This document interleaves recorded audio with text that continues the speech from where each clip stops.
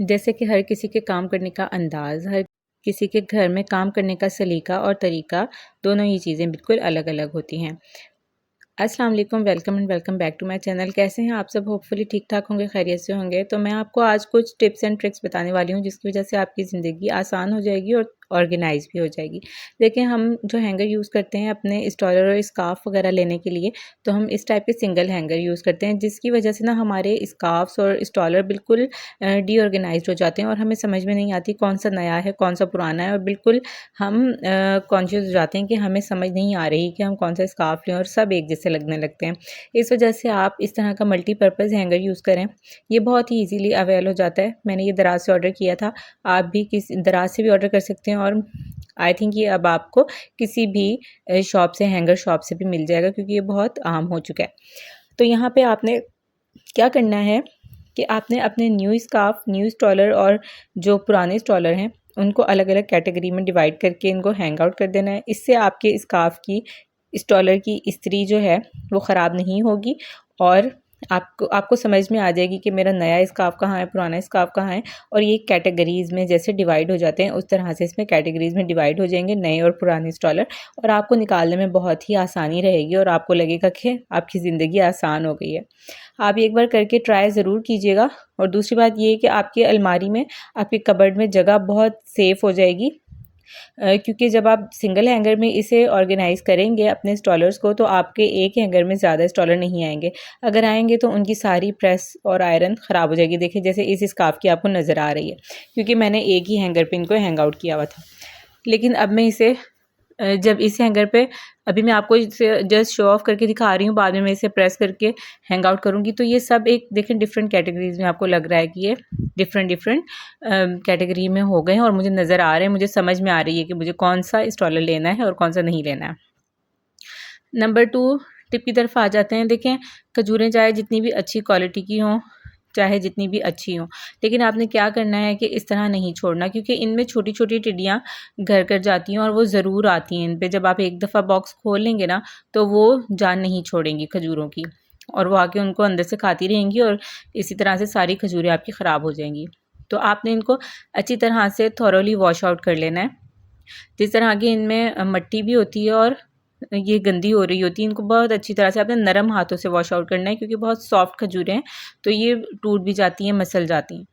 इनको आपने वॉश करके अच्छी तरह से आपने इनको ड्राई करने के लिए रख देना है, और जब ये ड्राई हो जाएँ अच्छी तरह, 3 से 4 घंटे के लिए रख दें आप, ये अच्छी तरह से ड्राई हो जाएंगी। उसके बाद आपने इन्हें रेफ्रिजरेटर में रख देना है।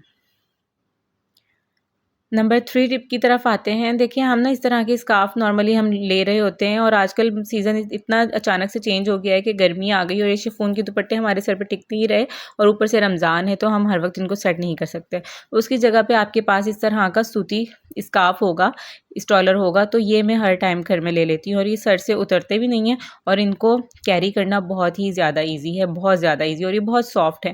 घर में लेने के लिए ना आपको लगेगा कि आपकी ज़िंदगी आसान हो गई है, आपको शिफॉन के दुपट्टे से जान छूटे। नंबर 4 टिप की तरफ आते हैं। देखिए, मलाइयाँ जो है ना, हम अक्सर ये होता है कि किसी बड़े बॉक्स में डाल लेते हैं, ठीक है? तो फिर जब हमने मक्खन निकालना होता है, थोड़ा-सा मक्खन निकालना होता है, उसके लिए हम पूरी ही बाल्टी को, हमें फिर उसे पिघलाना पड़ता है, और फिर हमने उसके मक्खन से मक्खन निकालना पड़ता है।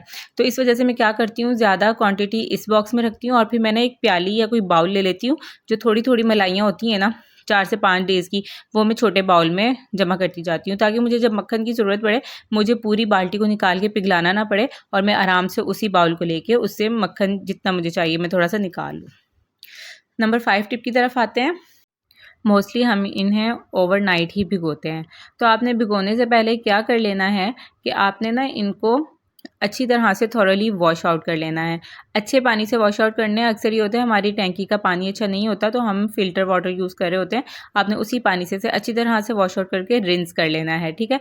जब आप इसे अच्छी तरह वॉश आउट कर लेंगे, तो फिर आप इसे साफ़ पानी में भिगो दें, और फिर उसी पानी में आप इन्हें पका लें।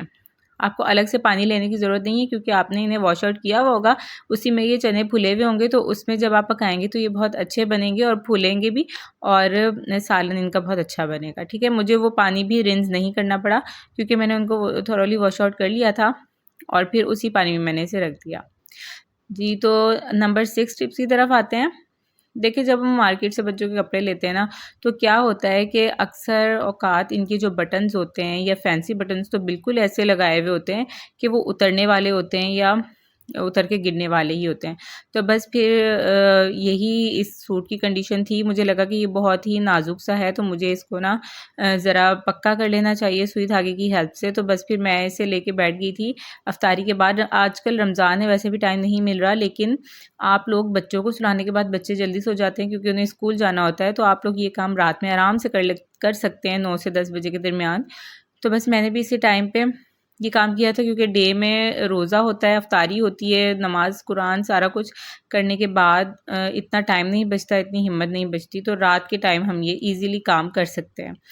तो बस फिर जो भी बटन लूज़ हो रहा हो, जो भी हो रहा हो ना, रेडीमेड सूट्स की तो आप ज़रूर उनको पक्का करें, वरना ये ना 1 से 2 बार पहनने के बाद, एक ही धुलाई के बाद ये उतर के सारे बटन्स, फैंसी बटन्स होते हैं इतने प्यारे-प्यारे, वो गिर जाते हैं और सूट की शो ख़राब हो जाती है।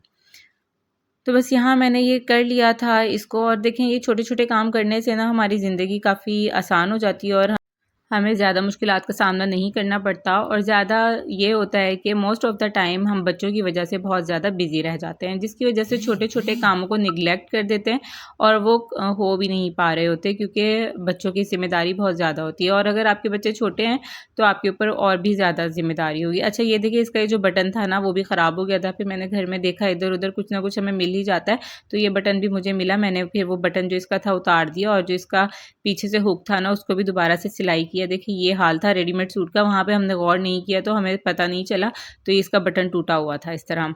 फिर मैंने ये बटन भी घर में पड़ा था उसको यूज़ किया, और जो इसकी डोरी थी ना वो भी निकली हुई थी, उसको भी मैंने सिला उसके अंदर ही दे के ना, कपड़े के अंदर, और फिर उसको दोबारा से सिलाई कर दिया, तो बस फिर ये सूट फिट हो गया था।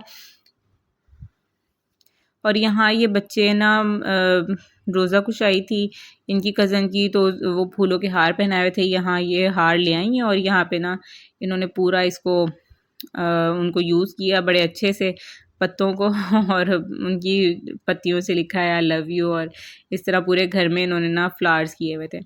बस बच्चे इसी तरह से शरारतें करते हैं और बच्चे अच्छे भी लगते हैं, हल्की-फुल्की शरारतें जब तक बच्चे ना करें वो बच्चा बच्चा नहीं लगता।